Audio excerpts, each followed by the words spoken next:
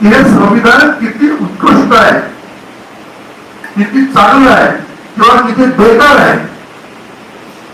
त्या संविधानामध्ये केलेल्या तरतुदीची अंमलबजावणी करणारं जे शासन आणि प्रशासन आहे हे त्या संविधानाच्या प्रती किती इमानदार आहे, हा खरा आपल्या देशवासियांसमोर ज्वलंत प्रश्न आहे. आपल्या प्रश्नाचे उत्तर देणार कोण, हा आमच्या सारख्या ऑफिसर फोरमच्या काही अधिकाऱ्यांना प्रश्न पडतो. तर नेमकं आपण कुठल्या दिशेने गेलं पाहिजे, कुठला विचार करून आपण सर्वसामान्य लोकांपर्यंत गेलं पाहिजे. कारण बाबासाहेब आंबेडकरांच्या समग्र वाङ्मयातून त्यांनी आतापर्यंत या देशातल्या जनतेकडे बघितलं तर बुद्धाचा विचार समोर ठेवून आणि शेवटीपर्यंत आतापर्यंत सुद्धा गाडगे महाराजांपर्यंत नव्हे तर तुकडोजी महाराजांपर्यंत सुद्धा एकच बाबासाहेब आंबेडकरांच्या जीवनातलं जे उत्तमातलं उत्तम मंगल या देशासाठी त्यांना घ्यायचं होतं, त्यामध्ये एक बाबासाहेब आंबेडकरांना अभिप्रेत असताना जातीविरहित समाज त्या देशामध्ये निर्माण करायचा. आणि या देशामध्ये जातीविरहित समाज निर्माण केव्हा होईल तर तोपर्यंत बुद्धाला प्रतिषेध केलेल्या बुद्धाला धाता बांधल्याशिवाय नीतिमान समाज निर्माण करू शकत.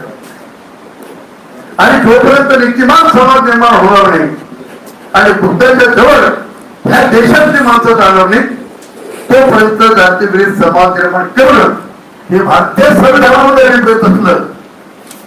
पण जसं डॉक्टर साहेबांनी सांगितलं की आपलं मेंदूत तर त्याला पाहिजे ना, ह्या मेंदूतली धुंदी कोण बाहेर काढणार आहे, हा खरा ज्वलंत प्रश्न आहे. आणि त्या दृष्टीकोनातून आपण सतत प्रयत्न करत आहोत. नाही तर होतं कसं की काय बुरा लोकांना मराठी कळत नाही आता कि शैतान एक रात में इंसान बन गए, शैतान एक रात में इंसान बन गए और जितने नमक हराम थे कप्तान बन गए. अब कप्तानों को क्या पेशा करेंगे अपन, ये क्या इंसान बन सकते, ये शैतान के ऊपर चले गए. हैवानी शब्द कमजोर होगा उनके लिए. देशाचा प्रधानमंत्री सारखा डिग्री न दाखवणारा माणूस सुद्धा मी नाव बॉलॉजिकल म्हणून सांगतो. भारतीय संविधानाची शपथ घेऊन लोकसभेला वंदन करून सायंटिफिक टेम्परमेंट संविधानाचा घेऊन जर देशाचा प्रमुख व्यक्ती मी नॉन बॉलॉजिकल आहे असं म्हणत असेल तर इथं बुद्धाचा पराभव होतो, इथं आंबेडकरांचा पराभव होतो, इथं महात्मा ज्योतिबाचा पराभव होतो, इथं छत्रपती शिवाजी महाराजांचा पराभव होतो. आणि ज्या भगवान बिरसा मुंडांनी जल जंगल आणि जमीनसाठी संघर्ष केला त्या सर्व महामानवांच्या एका वाक्यामुळे पराभव होतो. तरी आमच्यासारखे थंड रक्ताची माणसं त्यांची चळवळ का बरोबर करत नाही, हा खरा महत्वाचा मुद्दा माझ्या समोर आहे. आणि म्हणून मित्रांनो मी तुम्हाला एवढं सांगतो की ते लोकशाही वामनदादा करत होते ते फक्त तुमच्या आणि माझ्यासाठी आहे. की भीमा तुझ्या मताचे जर 5 लोक असतील, तलवारीला तयाचे नाळ्याचे टोक असते, वाईत भीम आहे कळीत भीम असतात, तो वर्तन तुझ्या किल्ल्याचे सारेच चोक असते. आता इथं वर्तन तो सोडा,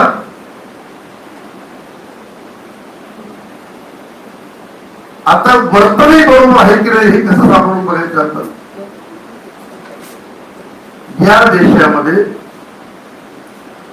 पार्लमेंटरी डेमोक्रेसी थकता चालू आहे, थकता कागदावर बरोबर आहे परंतु प्रत्यक्षामध्ये जीवन जगण्याचे संदर्भ सगळे बदललेले आहेत. आणि भारतीय संविधानामध्ये एक शब्द याची प्रत्येक पावलावरती अपमान परिस्थिती निर्माण झाली. धर्मनिरपेक्ष म्हणतो आणि सरांनी सांगितलं तर राज्याला धर्म नसतो, राज्यात राहणाऱ्या लोकांना धर्म असतो. राज्याला फक्त कर्म असते. पण जी माणसं कर्मच करत नाही आणि धर्माला जोर देतात तर त्या देशामध्ये भारतीय संविधान जिवंत आहे की वर्णासन्न अवस्थेमध्ये याच्याबद्दल सुद्धा आपल्या सर्व लोकांना विचार करावा लागेल आणि त्या दृष्टिकोनातून आपण विचार करावा एवढीच माझी प्रामाणिक इच्छा आहे. बाबासाहेबांबद्दल सांगायची काही तुम्हाला गरज नाही, महात्मा ज्योतिरावांबद्दल सुद्धा तुम्हाला सांगायची काही गरज नाही. फक्त एवढंच आहे की महात्मा ज्योतिराव फुल्यांचं त्यांनी जे फाउंडेशन तयार केलं त्याच फाउंडेशन वरती बाबासाहेब आंबेडकरांनी एक फार मोठी इमारत उभी केली आणि त्या इमारतीमध्ये जे दरवाजे खिडकी आहेत या सर्व महामानवांचे मौलिक विचार घेऊन एक आधुनिक भारताचा एक मौलिक दस्तावेज बाबासाहेबांच्या रूपानं त्या देशाला बहाल करण्यात आला.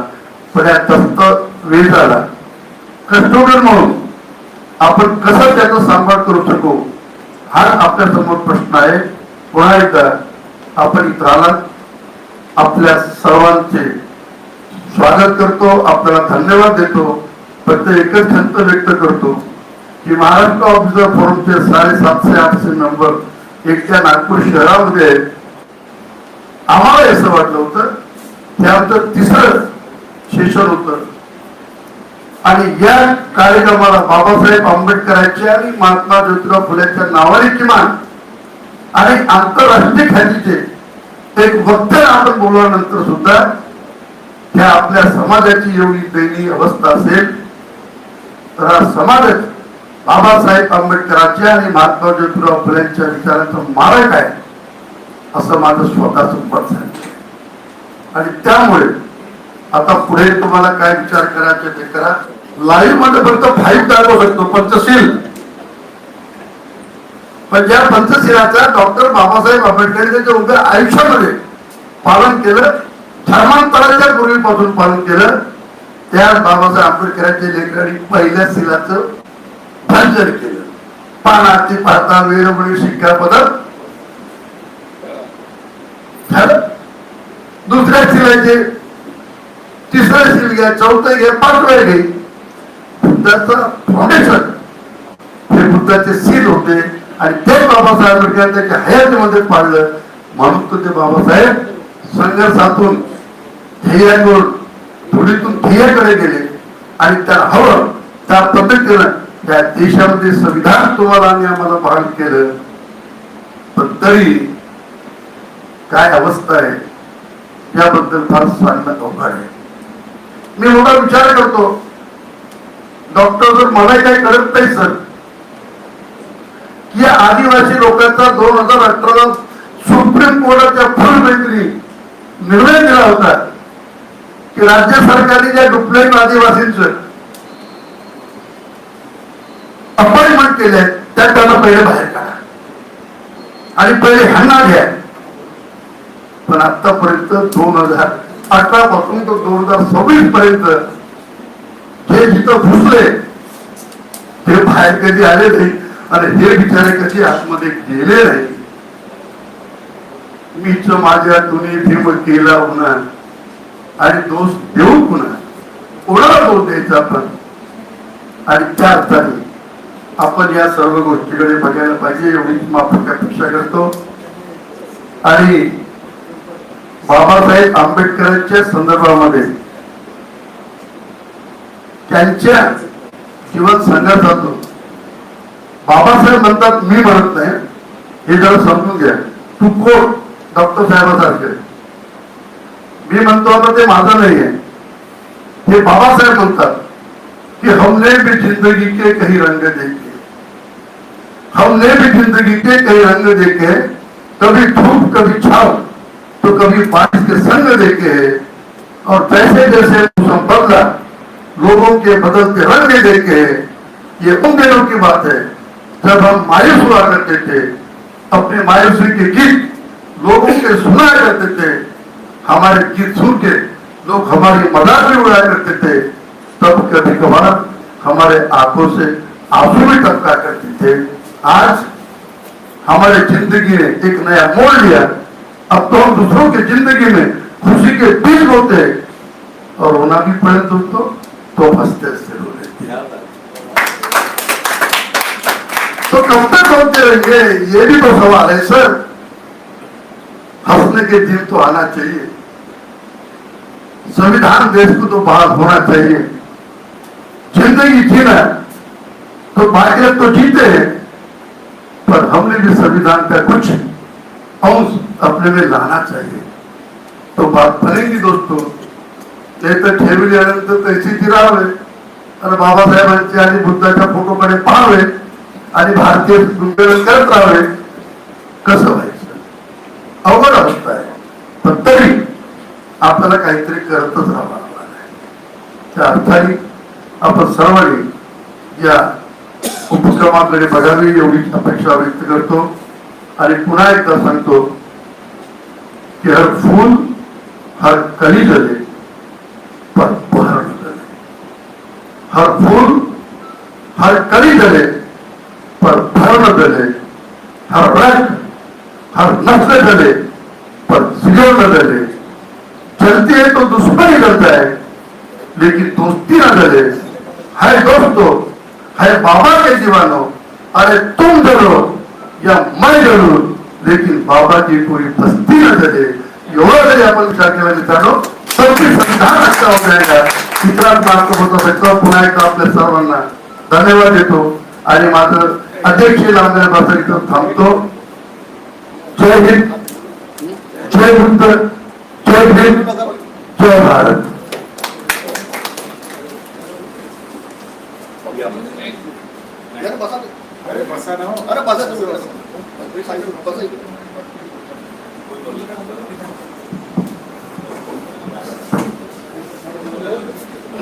धन्यवाद सर. बोलून घ्या.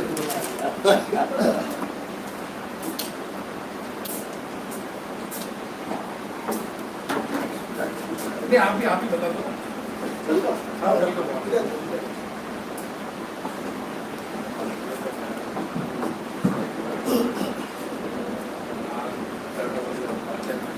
एक सूचना होती अध्यक्ष अरविंद गेडाम साहेबांची बाणाईकडून. उद्या रविवारी सकाळी 10 वाजता बाणाई प्लस भाऊ या दोन संघटनेकडून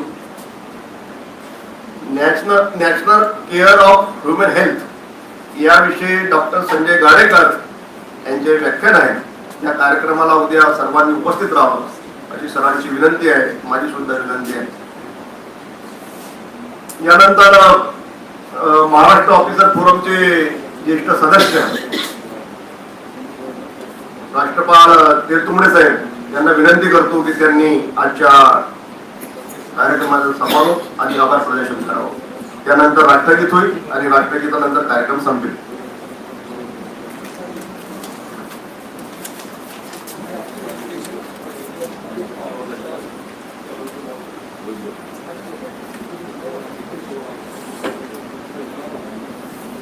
आजच्या कार्यक्रमाला उपस्थित आदरणीय डॉक्टर प्रकाशजी मिश्रा, त्यांचा परिचय फार चांगल्या शब्दात सकाळचे संपादक प्रमोद काळमंडे यांनी करून दिलेला आहे. ते म्हणाले की ह्या क्षेत्रातले महान वक्ता आहेत डॉक्टर मिश्रा साहेब, आणि मिश्रा साहेबांनी बोलवण्याकरता आम्ही 1 महिन्यापासून प्रयत्नशील होतो. त्यांनी आम्हाला मुलाचा वेळ दिला आणि आज ते स्वतः आले आणि आम्हाला फार मोठा मार्गदर्शन केलं. ते म्हणाले प्राचीन व अर्वाचीन तसेच आधुनिक भारत बाबासाहेबांच्या संविधानाच्या रूपाने त्यांनी सविस्तर असे विश्लेषण केले. अर्वाचीन, प्राचीन आणि आधुनिक भारताचे, अर्वाचीन, प्राचीन आणि आधुनिक भारताचे बाबासाहेबांनी निर्मिलेल्या संविधानाच्या माध्यमातून त्यांनी फार सुंदर असे विवेचन केलेले आहे. मी त्यांचे महाराष्ट्र ऑफिसर फोरमच्या वतीने आभार मानतो. तसेच दैनिक सकाळचे निवासी संपादक प्रमोद काळपांडे साहेब हे वेळात वेळ काढून इथे उपस्थित झाले, त्याबद्दल मी त्यांचे देखील आभार मानतो. ह्या कार्यक्रमाला उपस्थित असणारे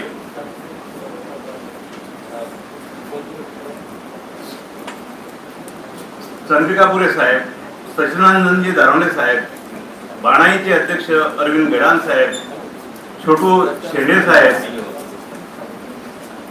धर्मेश कुसाटे साहेब, अतुल खोब्रागडे साहेब, डॉक्टर बी के मेश्राम साहेब, गुंडाने साहेब, प्रशांत फुलझेले साहेब, प्रभू राजगरकरजी साहेब आणि उपस्थित सर्व सज्जन मित्रमंडळ आणि बाराईचे सदस्य तथा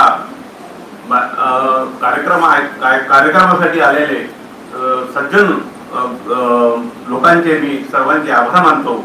आणि यानंतर राष्ट्रगीत होईल अशी मी आपल्याला विनंती करतो. त्याकरता आपण सर्वांनी उभे राहावे.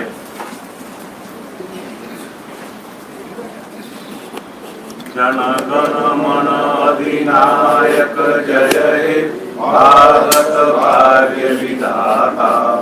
पंजाब सिंध गुजरात मराठा द्रविड उच्छल वंग. विंध्य हिमाचल यमुना गंगा उच्छल जलधि तरंग. तव शुभ नामे जागे तव शुभ आशीष मागे. गाये तव जय गाथा जन गण मंगलदायक जय हे भारत भाग्य विधाता. जय हे जय हे जय जय जय. आजचा कार्यक्रम समाप्त झाला असेल. अध्यक्षाच्या परवानगीने धन्यवाद.